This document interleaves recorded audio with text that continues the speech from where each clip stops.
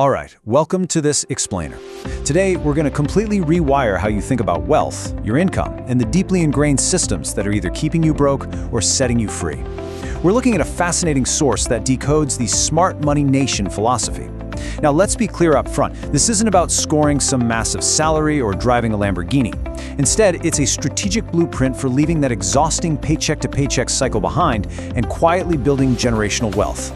So let's kick things off with a little reality check. And I want you to be brutally honest with yourself here. Do you actually know your net worth right now? Think about it. Most of us know exactly when our favorite Netflix show drops, right? And we definitely know our family's streaming passwords by heart. But when it comes to our actual financial numbers, total silence. It's a relatable, kind of uncomfortable reality check, isn't it? Look, if you drew a total blank just now, please do not panic. Seriously. Because the traditional systems, they completely failed us. Schools didn't teach you how to invest. Your parents might have told you that, save your pennies, but they probably didn't explain exactly where or how to actually grow them. And your employer certainly isn't sitting you down to teach you how to build passive income. Basically, nobody handed you the blueprint. But hey, that changes today. Here's our roadmap for this explainer. First, mastering your financial awareness, then rewiring your wealth mindset, assets versus liabilities, the power of income stacking, automating your wealth machine, and finally, continuous education. Let's get right into it with pillar number 1, mastering your financial awareness. Now our source zeroes in on a golden rule that you literally cannot ignore. You absolutely cannot manage what you don't measure, right? Which brings us to this financial blindness checklist. Ask yourself, do you know your exact monthly expenses? What about your debt-to-income ratio? Your net worth? How about the exact interest rates hitting your credit cards? The irony here is that we are hyper-aware of our digital lives, but completely blind to these absolutely crucial financial metrics. And guys, that ignorance is an incredibly expensive mistake that's costing you thousands over time. So to stop that financial bleeding, here's your very first actionable assignment. Step 1, pull 3 months of bank statements. Today. Step 2, categorize every single transaction. And yes, that includes those impulse midnight Amazon purchases. Step 3, find your lost money. Because when you actually lay the numbers out, I guarantee you'll find cash you didn't even know you were losing. And that recovered money, that becomes your seed capital for the rest of this entire blueprint. Moving on to pillar number 2, rewiring your wealth mindset. Now, before you roll your eyes, hold on, because this isn't just cheap feel-good motivation. The source actually grounds this in neuroscience and the subconscious programming running in the background of your brain. Take the phrase, money doesn't grow on trees. We've all heard it, right? Or what about, rich people are greedy? Or, we can't afford that. These phrases seem completely harmless on the surface, but they are actually toxic. Installed by our upbringing, they silently sabotage our financial breakthroughs by planting these really deep seeds of scarcity. Notice the subtle but super powerful linguistic shift here. When you say, I can't afford that, your brain literally shuts down. It just accepts defeat. But when you ask, how can I afford that? You're forcing your brain into an active, problem-solving state. You instantly shift from a closed-off scarcity mindset to an abundant, strategic mindset. It's a real game changer. And a huge part of this rewiring is just how you look at your past. The text really wants to empower you with this idea. Financial mistakes are tuition, not failure. Every bad money decision you've ever made is simply the educational price of learning. So don't wallow in the guilt. Extract the wisdom, adjust your strategy, and just keep moving forward. Okay, pillar number 3, assets versus liabilities. This is where we shift gears from that abstract mindset stuff straight into concrete, boots-on-the-ground strategy. It's the ultimate golden rule of wealth building. Here it is. An asset puts money in your pocket. A liability takes money out of your pocket. That's it. It is simple, it's blunt, and it is highly effective. You really need to start viewing every single purchase through this exact lens. Now, applying this lens, well, this is where things can get slightly uncomfortable for people because it challenges everyday norms. Take your car, for instance. Unless it's actively generating income for you, say you're driving for Uber, it is a liability. Think of the maintenance, the insurance, the depreciation.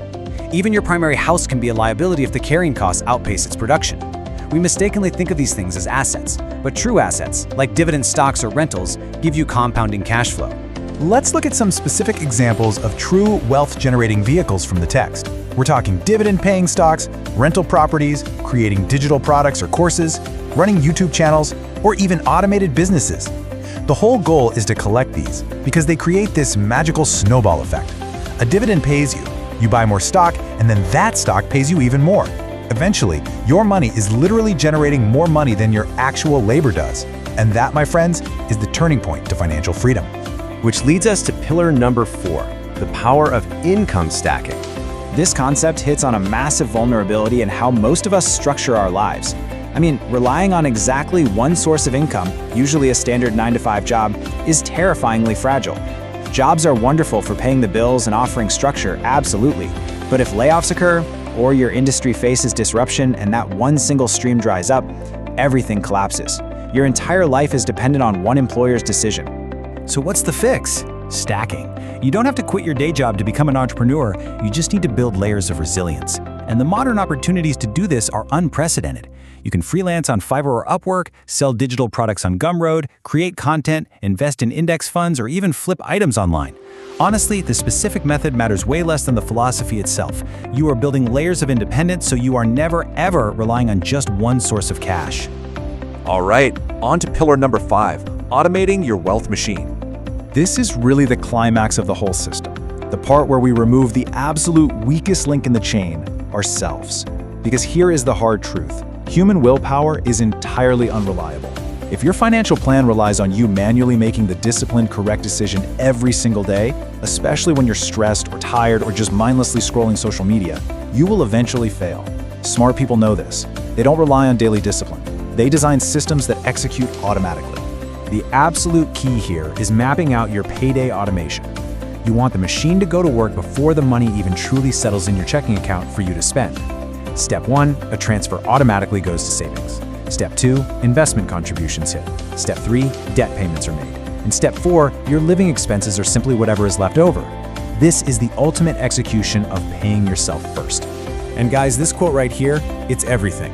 Spend what's left after investing, do not invest what's left after spending. The source highlights this one sequencing reversal as the ultimate cheat code to wealth, because when you set this automation up, it completely solidifies your new identity. You're no longer just someone hoping to save a few bucks, you are an active investor who is building a machine. Finally, pillar number 6, continuous education. This is the unifying habit that sustains the whole shebang. You really don't need a fancy finance degree to build generational wealth. You just need to master these basics. Spend less than you earn, invest the difference into true assets, build multiple income streams, automate your behaviors, and never, ever stop learning about money. This entire system is simple enough to fit on a single index card, for sure, but it does require consistent execution over decades. To wrap things up, the source reminds us that financial freedom, it's not some fantasy reserved for a lucky few. It's simply the direct result of a series of choices. So I want to leave you with this provocative question to chew on. What is the very first smart money decision you're going to make today? Will you pull those bank statements? Will you automate a $50 transfer? Whatever it is, make a choice, take the step, and start building your financial resilience right now. Thanks so much for joining me on this explainer. Keep learning, and I'll catch you in the next one.